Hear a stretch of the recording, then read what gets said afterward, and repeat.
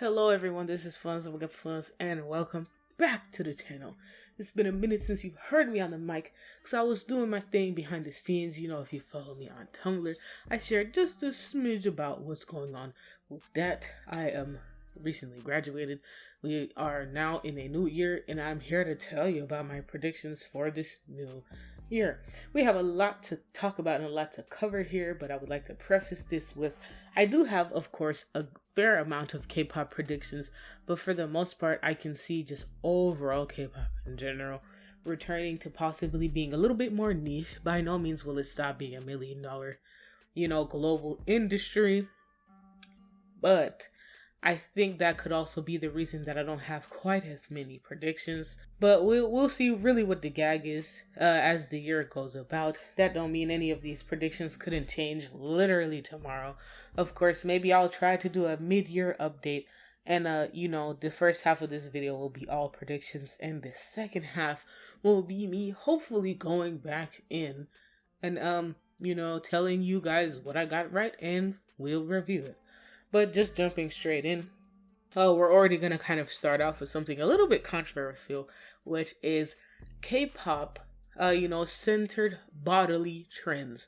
So this has everything to do with physical appearance, such as, skin color, eye shape, makeup, facial features, bodily features, a little bit of fashion. So if you have any issues with sorts of bodily centered things that can be a little bit triggering for you, I would skip to this time right here on the screen that I have put up for you to see. So jumping straight in, number 1, soft slimness. So angular features in terms of especially body shape might be out. It depends. I don't know if this is necessarily feminine or masculine centered, but it seems like if there are muscles, they're not going to be the kind that are very discernible. So very much the natural muscle vibe, almost mimicking a quote-unquote normal skinny, a healthy quote-unquote naturally thinner body, softer face, rounded, but probably a little bit of an angular chin, even though I said angular features are out, a little bit of an angular chin, because, the chin is very much big in Korea, and it has been just with your everyday person too. And, I can see cheekbone filler and masseter Botox to make their faces a little bit less square, to look a little bit soft and natural. Number 2, I can see body proportions, specifically like body lines, looking even.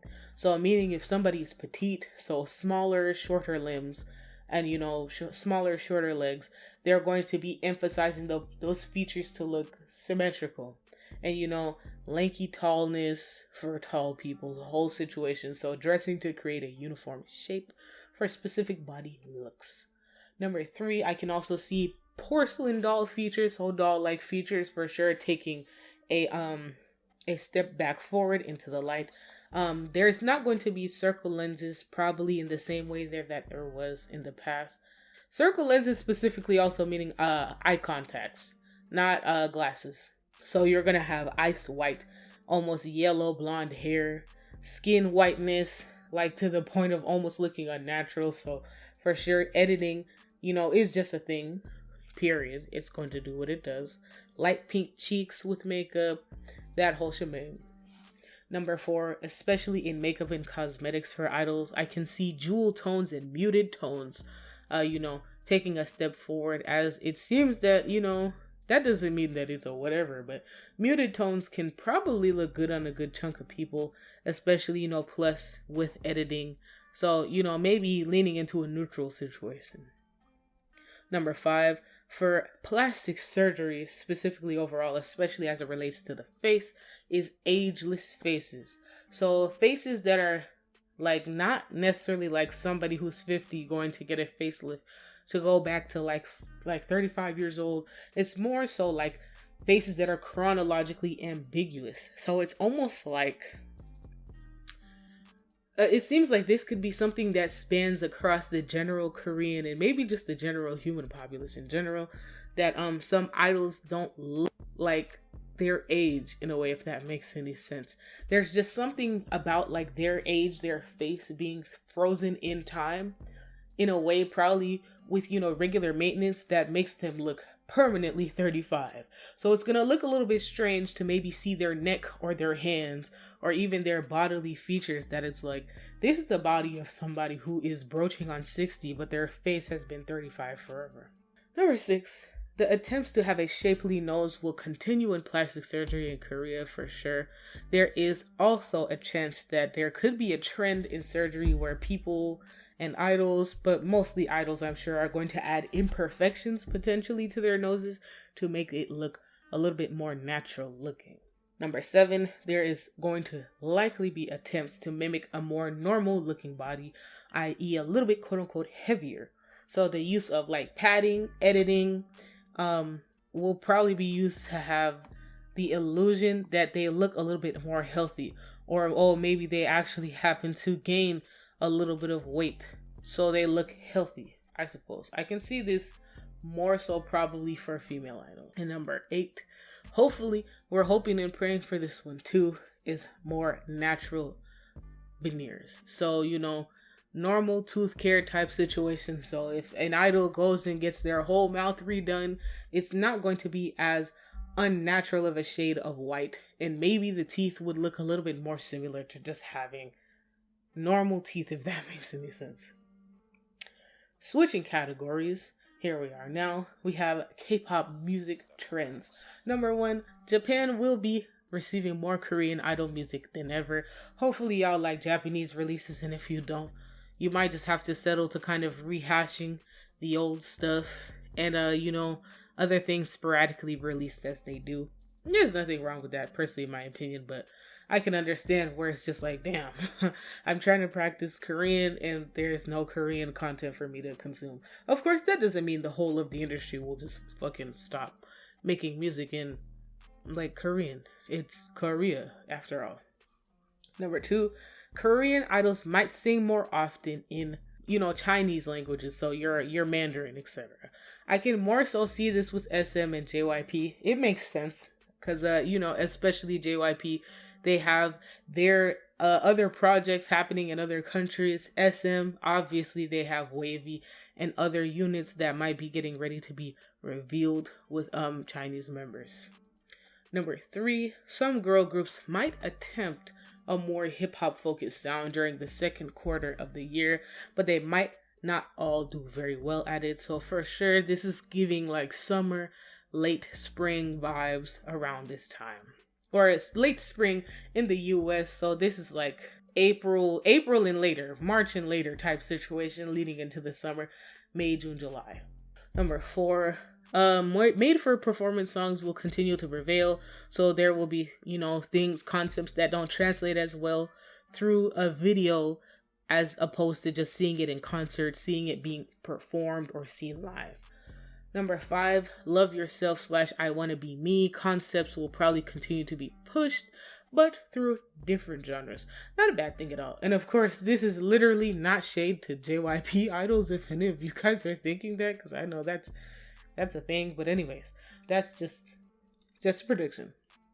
So moving into K-pop in general.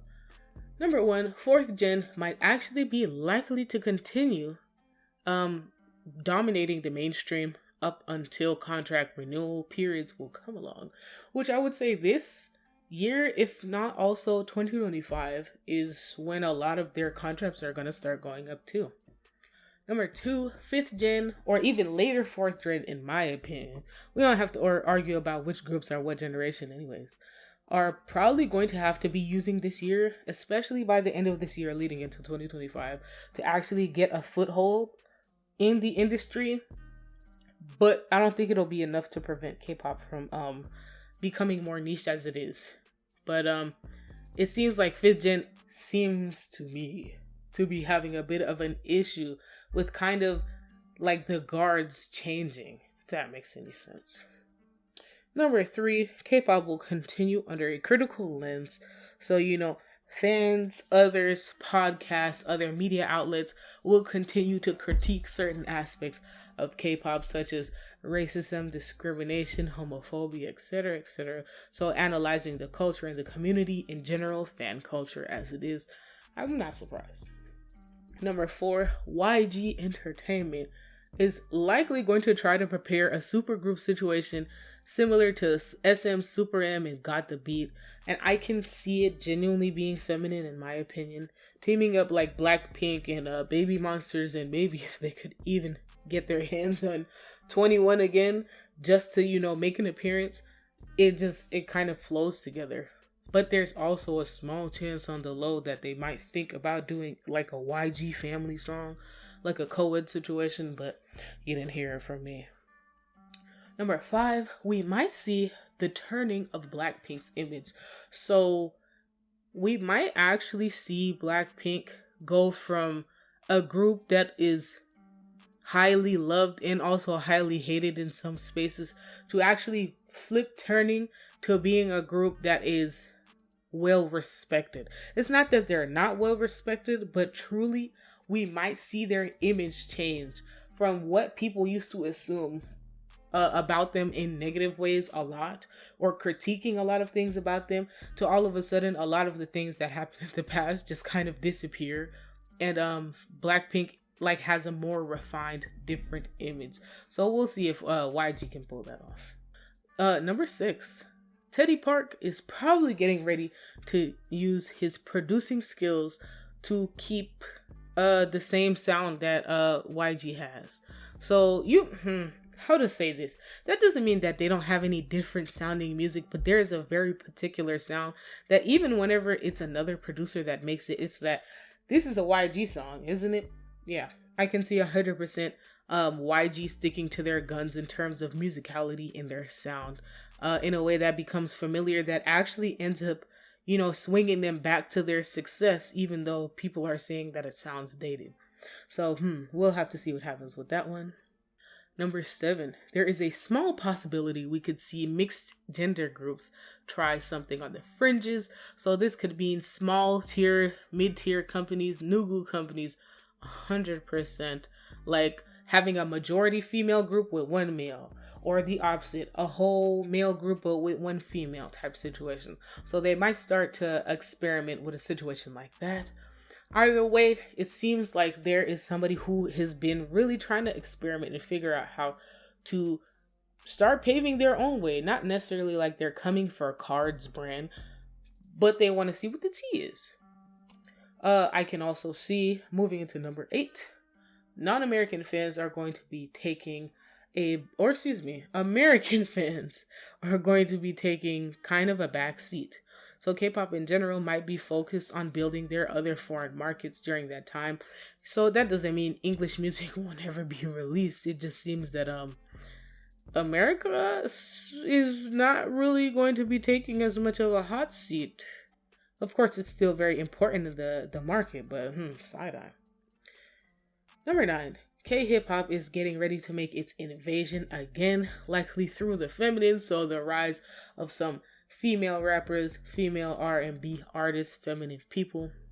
I don't see this being anything like unpretty rap star, like a full-on actually in the hood type vibe. Side eye, I don't like how that sounds. But I can see that 100% like another Jimin AOA type situation where they have female idols who are, their companies are trying to build their solo rap career on the side, whilst they are also a part of a group and a unit. Number 10, more solo act, solo company type stuff, 100%. So the multi-level management employment situation in these bigger K-pop companies is going to have a bit of a strange shifting, because there are some idols, especially senior idols, who have seen how it works. They've ran through it, they've been through it, and also contract literacy and just how much it's risen. I would say 100%. We will see a lot of idols trying to take agency of their own stuff and figure out how to make money in the industry for themselves, by themselves. You know what I mean? So now we are wrapped up with the K-pop predictions. If this is where you stop, I'll see you in the next video. And if not, let's just continue on.